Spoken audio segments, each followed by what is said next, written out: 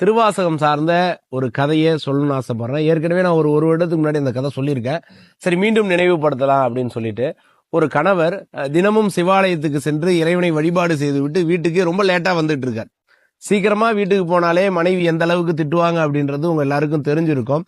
இவர் தினமும் ரொம்ப லேட்டா போறார். அப்போ அவங்க கேட்கறாங்க, ஏன் சாமி கும்பிட்டு வர்றதுக்கு இவ்வளவு நேரமா?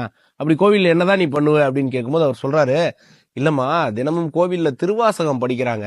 அதை கேட்கும் பொழுது என்னையே நான் மறந்து விடுகிறேன். அது முழுவதுமாக அவர்கள் முடித்த பிறகுதான் எனக்கு நினைவே வருது. அந்த அளவுக்கு ஒரு அற்புதமா இருக்கு கேட்பதற்கு. அதனாலதான் தினமும் லேட் ஆகுது, கோச்சிக்காத அப்படின்னு சொல்லிட்டு இவர் கணவர் மனைவியிடம் எல்லாரையும் போல ரொம்ப பொறுமையா சொல்றார்.